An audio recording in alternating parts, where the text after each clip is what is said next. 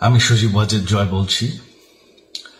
আপনারা জানেন এই গত কয়েক সপ্তাহ ধরে আমাদের বাংলাদেশের যে গন্ডগোল সংকট চলছে,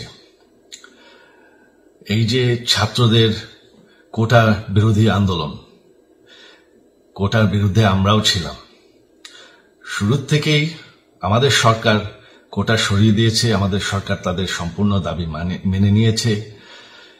এটা আদালতের একটা রায় ছিল, এটা আমাদের সরকারের করা ছিল না। তাও আমরা অ্যাপিল করে দ্রুত এই কোটা তুলে দেই। তাতেও আন্দোলনকারীরা সন্তুষ্ট না।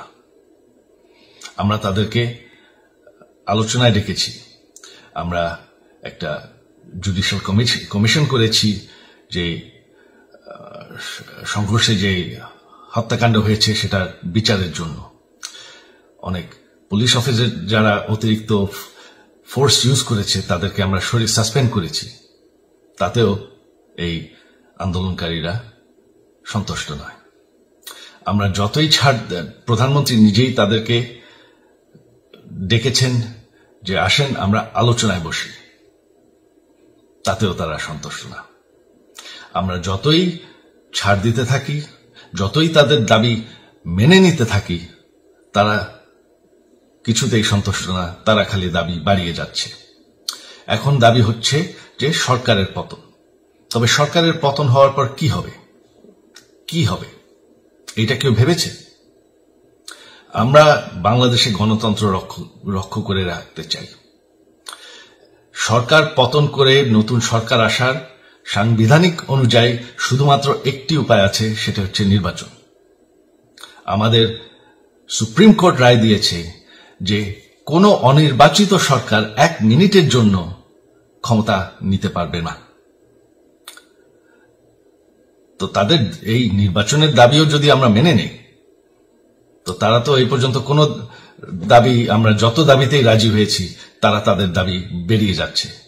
তার মানে কি, আমরা যদি এখন এই নির্বাচন সরকার পতনের দাবিও মেনে নেই, তারা তখন দাবি করবে যে না, এই সরকারের আন্ডারে নির্বাচন, এই নির্বাচন আমরা মানব না। তখন কি হবে এটা কেউ ভেবেছে? জানি আমাদের সেই সুশীল সমাজ আবার আলোচনা করছে সেই তত্ত্বাবধায়ক সরকারের অভিজ্ঞতা তো আমাদের আছে। আপনারা ভুলে গেছেন সেই তত্ত্বাবধায়ক সরকারকে নষ্ট করে দেওয়া হয়েছিল বিএনপির আমলে ইলেকশন রিগ করার জন্য। তারপর যখন আরেক তত্ত্বাবধায়ক সরকার আসলো, দেশের কি অবস্থা হয়েছিল। শেষমেশ সবথেকে বড় কথা যে আমাদের সংবিধানে স্পষ্ট বলা আছে এবং আমাদের সুপ্রিম কোর্ট রায় দিয়েছে যে অনির্বাচিত সরকার 1 মিনিটের জন্য দেশের ক্ষমতায় থাকতে পারবে না। আমরা আওয়ামী লীগ, আমরা আন্দোলন করেছি, আন্দোলন করে এই দেশকে স্বাধীন করেছি, আন্দোলন করে গণতন্ত্র ফিরে এনেছি, আন্দোলন করে আমরা দেশের উন্নয়ন করেছি। আপনারা যে বঙ্গবন্ধুর মেয়ে শেখ হাসিনার বিরুদ্ধে বলছেন, আজকে শেখ হাসিনা না থাকলে বাংলাদেশ এতদূর আসতে পারত? অসম্ভব।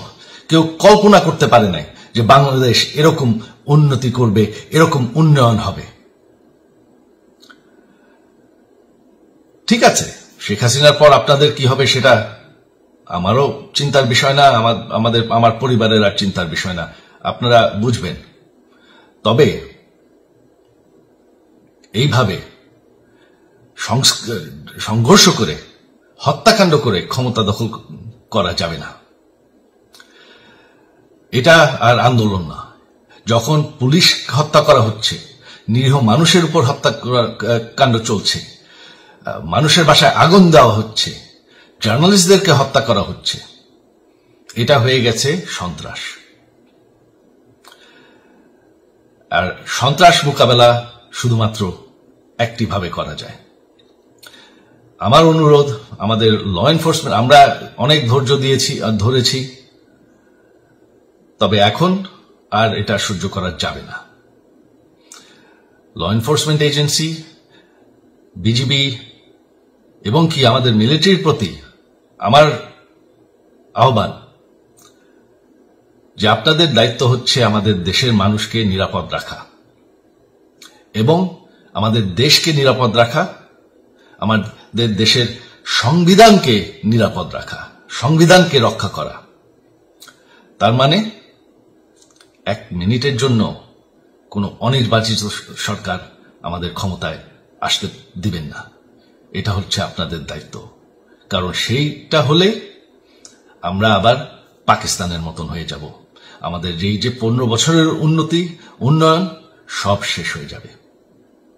বাংলাদেশ এর থেকে আর কোনোদিন ফিরে আসবে না। আমিও সেটা চাই না, আপনারাও সেটা চান না।